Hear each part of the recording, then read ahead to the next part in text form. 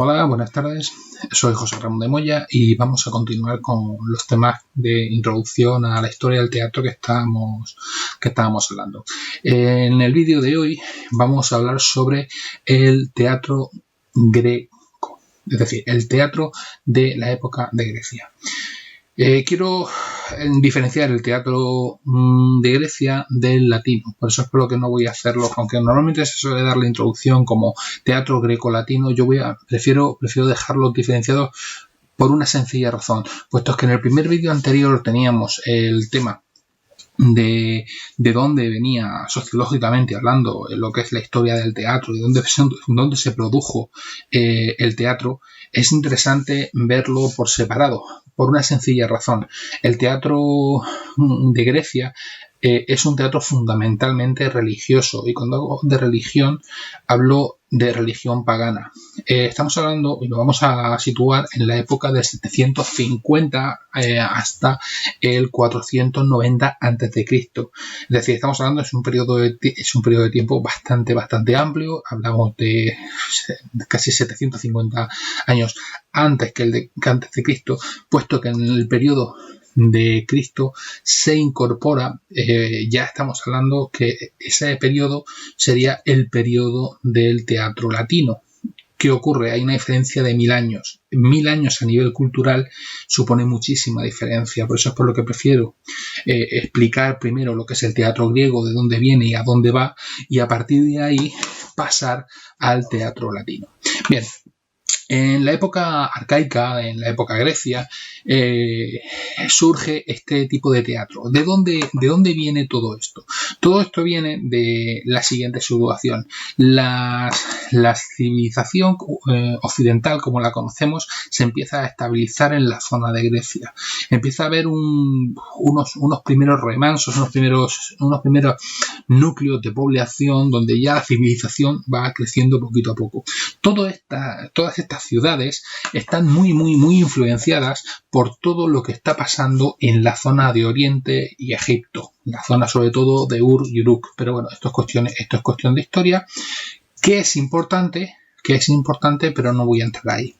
El periodo del 700 al 490 a.C. es un periodo en el que hay continuas guerras en la franja del Mediterráneo, sobre todo en la zona de Grecia. Toda esa zona todo eran polis, es decir, polis entendido como ciudades, centros neurálgicos y sociales, que cada una tenía sus propios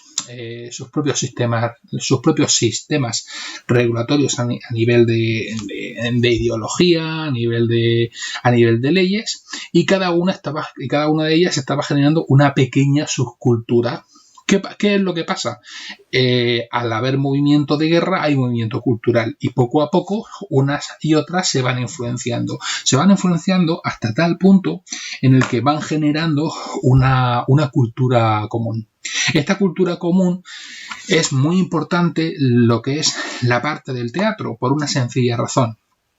Puesto que venimos de los ritos antiguos, de lo que era el inicio del hombre, en el cual la danza, los cánticos, ahí es donde el chamanismo estaba la raíz, donde estaba la semillita, donde surge el teatro.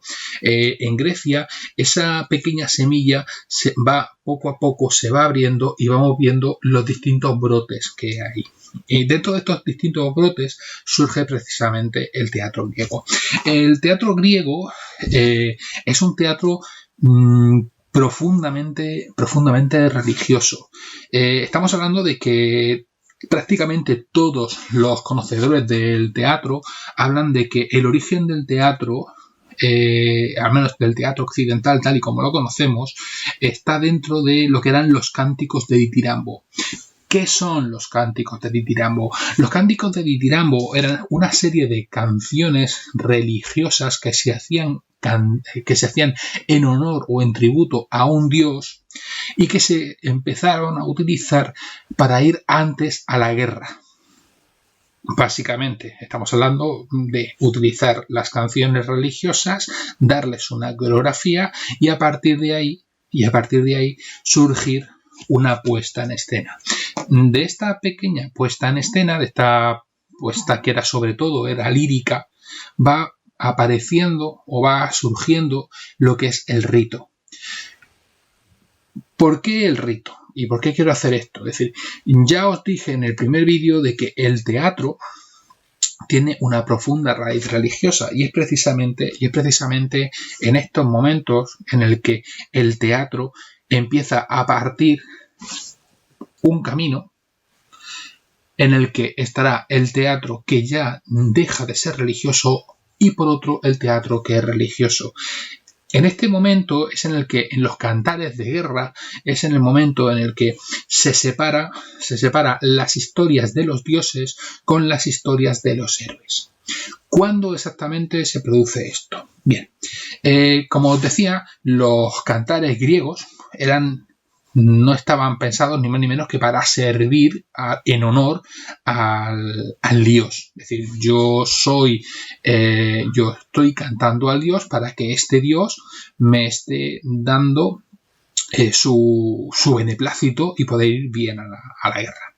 ¿Qué es lo que sucede? Siempre se habla, y aquí vengo a hacer un inciso, de que el teatro autóctono viene de Grecia. Bueno, sí, vamos a ver.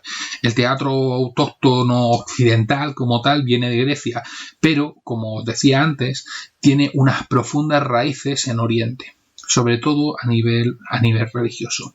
Estamos hablando de que el teatro griego, estas canciones que se estaban hablando, que eran canciones preguerra, eran prebélicas, poco a poco se van añadiendo, porque se va añadiendo la figura del tímele. Que el tímele no es ni más ni menos que una estatua en el que los devotos cantan y empiezan a montar una coreografía alrededor de. Cuando esto ocurre, estamos hablando ya de la raíz del teatro griego, de repente tenemos una figura en el centro de una zona donde la vamos a llamar un coro, ¿vale? En el cual la gente empieza a cantar, empieza a bailar y empieza a entrar en el trance colectivo. Esto no es ni más ni menos que lo que vemos a día de hoy en los vídeos de los americanos religiosos que se ponen a cantar y a través de la canción consiguen el trance. Esto es una cosa que, aunque estamos hablando que tiene casi 3.000 años, es una cosa que a día de hoy sigue sucediendo, para que veáis la profundidad tan grande a nivel sociológico y sobre todo a nivel interior, cómo lo tenemos de interiorizado como personas. Bien, los primeros cánticos, estos primeros cánticos que se empiezan a desarrollar ya en un centro o en un sitio cerrado, son en honor al dios Dionisio. Se empieza a hablar de las fiestas dionisíacas. No sé si os sonará. Es decir, una vez que ya nacen las fiestas dionisíacas es cuando ya los distintos estudiosos del teatro es cuando dicen, bueno, aquí ya se ha acabado el culto y aquí es donde, en este punto, es cuando empieza realmente el teatro griego y es ahora cuando vamos a empezar a hablar. Bien, dentro de las fiestas dedicadas al dios Dionisios, estamos hablando de que, por ejemplo, si bien todas parten de la situación del ditirambo, de esta danza religiosa que llega al punto en el que todo el mundo entra en trance, poco a poco Platón añade un poquito más. Platón es un punto y aparte en esta ecuación, ¿vale? Estamos hablando de que ya los griegos empiezan a plantearse ya no solamente con cantar al dios o cantar para conseguir los favores al dios, sino cantar las fuerzas misteriosas de la naturaleza. ¿Cómo es esto?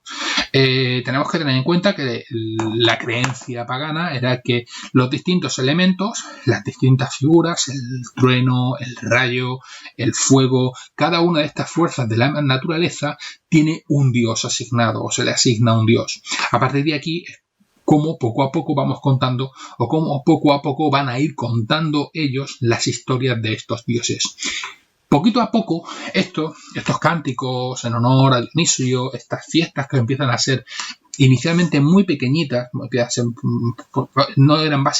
eran básicamente fiestas de 50 a 100 personas, no eran mucho más.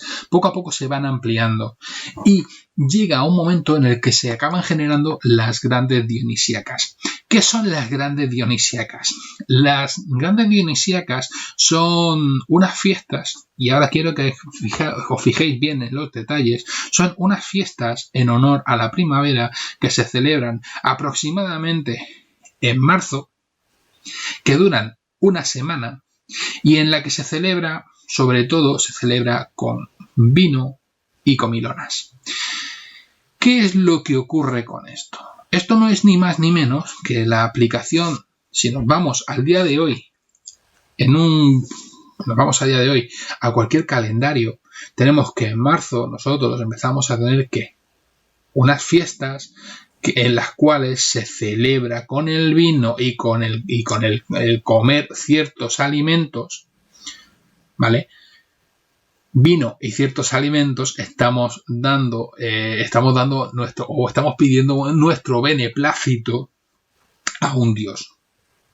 La celebración de estos rituales no son ni más ni menos lo que tenemos a día de hoy, a finales de marzo y principios de abril, ni más ni menos. Podemos hablar perfectamente de las fiestas de primavera.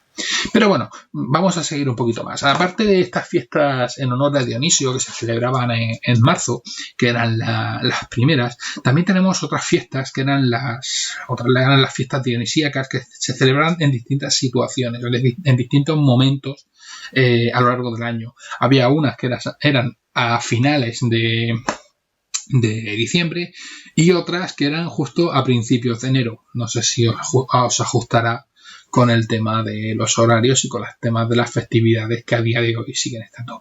Pero nos vamos a centrar en las grandes dionisíacas. Las grandes dionisíacas eran estas fiestas de las que yo os comentaba que se celebraban en marzo, ¿vale? En ellas durante 6 días y 6 noches había fiesta.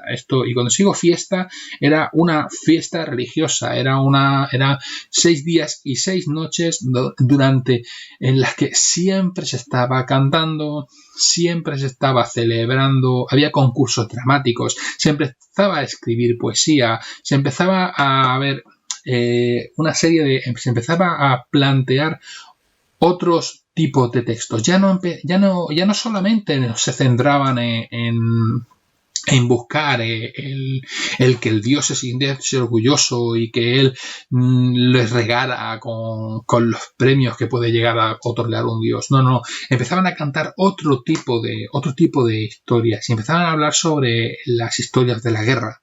Empezaron a hablar de los héroes, empezaron a hablar iban hablando poquito a poco de lo que era la propia historia de Grecia y de sus propias creencias. ¿Qué es lo que pasa? Dentro de todo esto, dentro de lo que eran estos cánticos, estos poemas, estos escritos que se iban haciendo, había una cosilla que era básica, que era dentro del ditirambo, era el ritornello.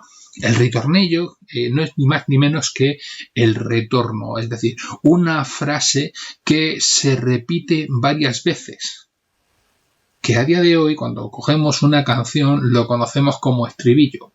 ¿Qué sucede? Que teníamos a un grupo, un coro, que se ponía a cantar mientras que el exarconte, es decir, el corifeo, una de las figuras de este coro se apartaba, ¿vale?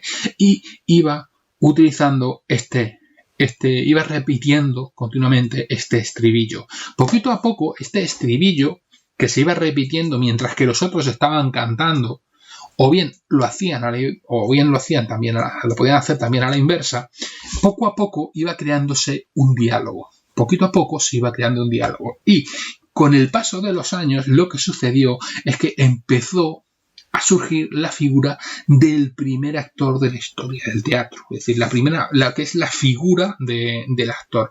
De esa manera, los primeros textos teatrales griegos, lo que vamos a tener es un coro que está cantando una serie de loas en honor a un dios, en honor a una situación, mientras que una figura se aparta de este coro que va dándole pie a que el coro vaya cantando. Ya puede ser o bien repitiendo una parte coral, una parte de lo que sea el estribillo, o bien introduciendo preguntas que el coro va respondiendo. Es decir, un personaje, estamos hablando de un personaje que puede ser perfectamente un personaje que lo está pasando muy mal, un personaje que la vida lo está maltratando, le hace preguntas y el coro le va respondiendo. Y de esa manera es cuando surge ya el primer diálogo. Ya no estamos hablando de lo que era el inicio del teatro planteado como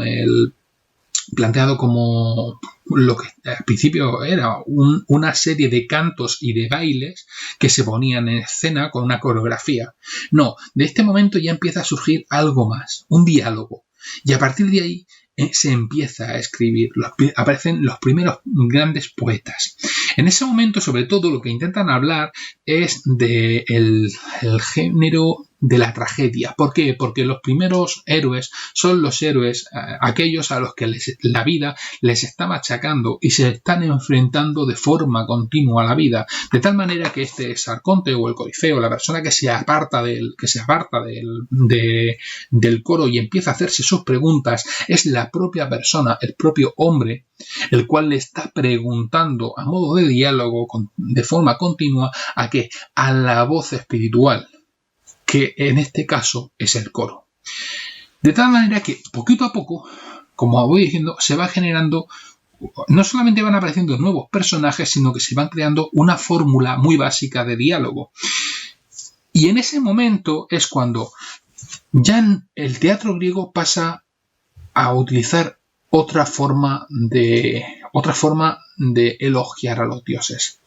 Poquito a poco, el teatro griego, como decía, era profundamente religioso. ¿Por qué? Porque se basaba eran cuestiones de cánticos en honor a un dios. En este momento, en cuanto tú quitas a esta figura y esta figura la humanizas, la conviertes en una persona como tú, la pones frente a un dios, la pones frente al destino, en ese momento es en el que el personaje se humaniza.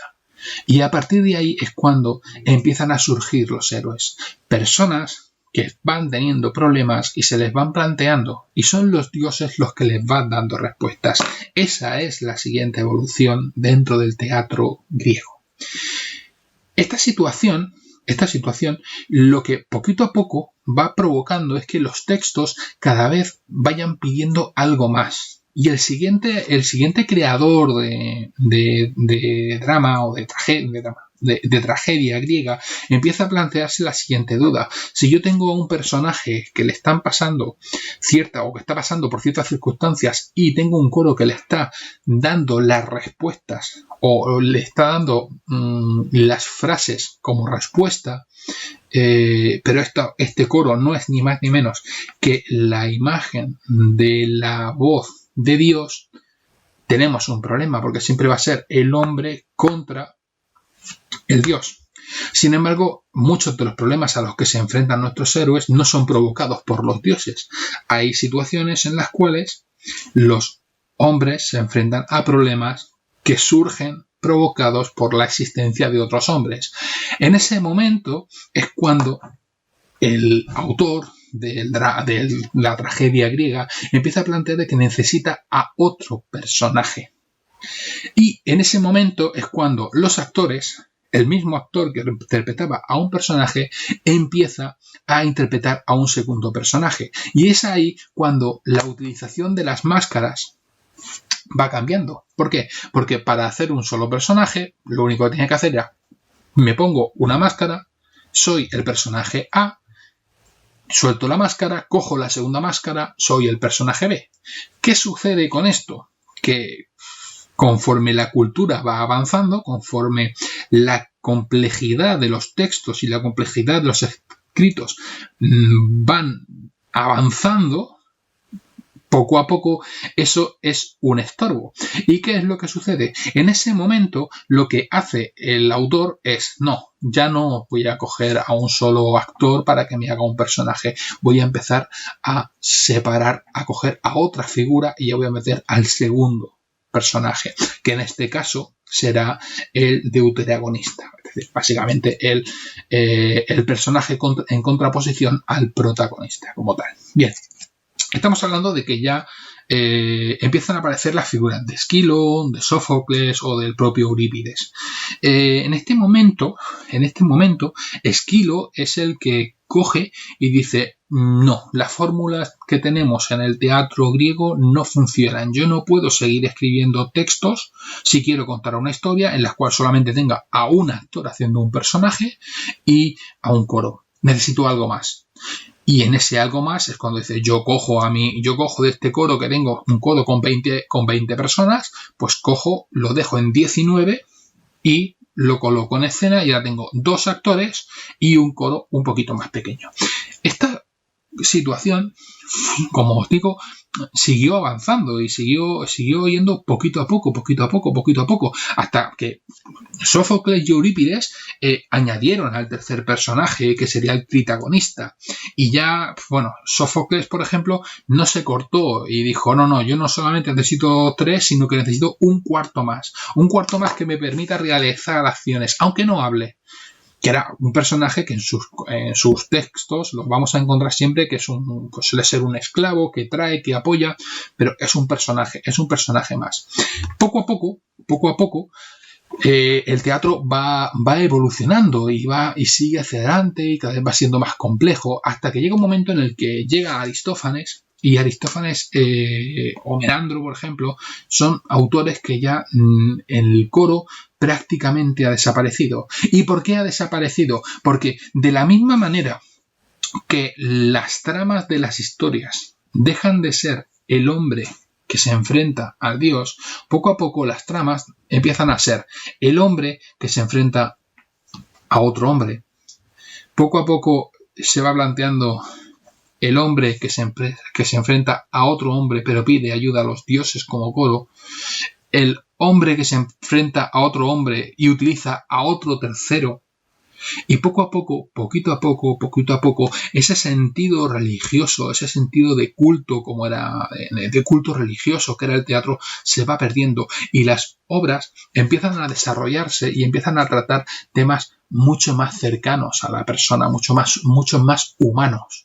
Y cómo son las reacciones humanas y cómo actúa el hombre cuando se enfrenta a una situación que le han puesto delante otros hombres. Y así, poquito a poco, se produce la pérdida del valor religioso del teatro griego, me refiero.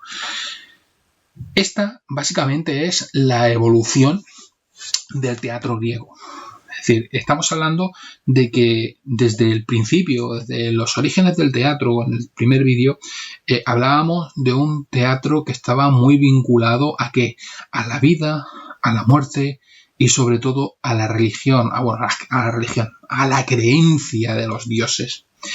En Grecia es cuando se empieza a tratar la existencia o el valor del hombre. Entonces, partimos de la base de que sí, originariamente sigue siendo un teatro religioso vinculado a los dioses, vinculado a los cantares de caza, que poco a poco va evolucionando con mucha tranquilidad, va evolucionando a lo largo de los años, va evolucionando y se va separando. Y poco a poco esas respuestas que el hombre va buscando en los dioses, poco a poco las va buscando en las situaciones que el hombre se enfrenta como persona ante otras personas. No sé si esto sonará con respecto a nivel filosófico. Os recuerdo que Grecia fue el primer momento en el que el hombre se empieza a tomar como medida del universo. Ya el Dios está arriba, pero el Dios es algo que es intangible, que el hombre no es capaz de llegar, que no se niega su existencia, pero los problemas y las soluciones a las que se tiene que enfrentar el hombre son ni más ni menos que los problemas y las soluciones que se tiene que buscar como hombre. De esa manera, el teatro original, que era completa y absolutamente religioso, toma otra dirección y se convierte en un teatro que es de humanos, de personas. Se habla de un teatro humanista. En fin, espero que os haya sido útil esta explicación de cómo evolucionó el teatro en Grecia. Ahora os voy a explicar cómo era el teatro o cómo eran los teatros, ¿vale? Un segundo. Bien, en esta parte lo que vais a ver, y en esta imagen que veis, la he sacado de guiadegrecia.com, lo que estáis viendo no es ni más ni menos que una estructura que hace un círculo, un semicírculo, con una zona que se llama orquesta en el centro y una zona que se llama esquene o escene.